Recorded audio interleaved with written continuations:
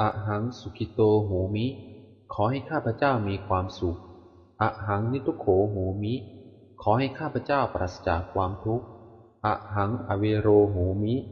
ขอให้ข้าพเจ้าปราศจากเวรอะหังอัพยาปัชโชโหมิขอให้ข้าพเจ้าปราศจากอุปสรรคอันตรายทั้งปวงอะหังอนิโคโหมิขอให้ข้าพเจ้าปราศจากความทุกข์กายทุกข์ใจสุขีอัตตานังปริหารามิ ขอให้ข้าพเจ้ามีความสุขกายสุขใจรักษาตนให้พ้นจากทุกภัยทั้งสิ้นเถิดสัพเพสัตตาสัตว์ทั้งหลายที่เป็นเพื่อนทุกข์เกิดแก่เจ็บตายด้วยกันทั้งหมดทั้งสิ้นอเวราโหนตุจงเป็นสุขเป็นสุขเถิดอย่าได้มีเวรแก่กันและกันเลยอัพยาปัชชาโหนตุจงเป็นสุขเป็นสุขเถิดอย่าได้เบียดเบียนซึ่งกันและกันเลยอานีคาโหนตุจงเป็นสุขเป็นสุขเถิดอย่าได้มีความทุกข์กายทุกข์ใจเลยสุขีอัตตานังปริหารันตุจงมีความสุขกายสุขใจรักษาตนให้พ้นจากทุกภัยทั้งสิ้นเถิดอิทังเม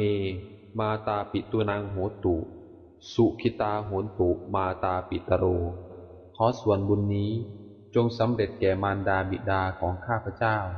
ขอให้มารดาบิดาของข้าพเจ้ามีความสุข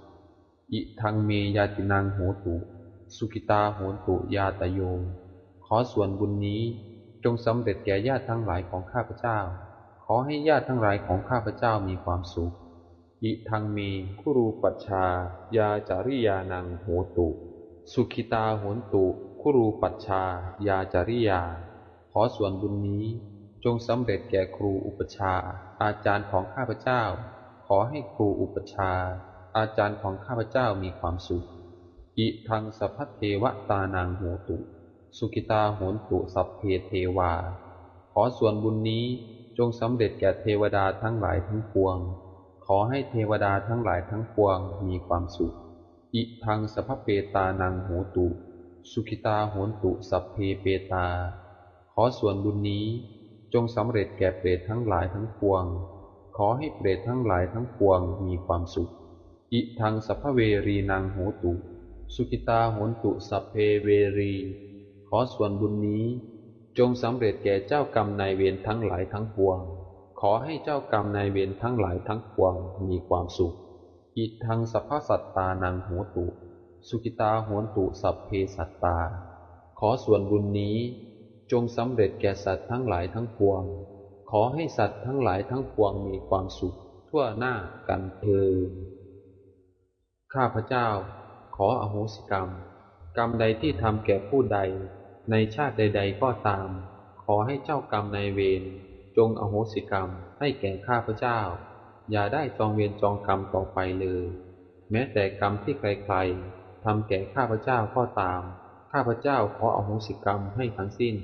ยกถวายพระพุทธเจ้าเป็นอภัยทานเพื่อจะได้ไม่มีเวรกรรมต่อไปด้วยอานิสงส์แห่งอภัยทานนี้ขอให้ข้าพเจ้าครอบครัวบุตรหลานตลอดจนวงศาคณาญาติและผู้มีอุปการะคุณของข้าพเจ้ามีความสุขความเจริญมีสุขภาพแข็งแรงปฏิบัติแต่สิ่งที่ดีและสิ่งที่ชอบด้วยเถิดข้าพเจ้าขออุทิศบุญกุศลจากการเจริญภาวนานี้ให้แก่เจ้ากรรมนายเวรทั้งหลายของข้าพเจ้า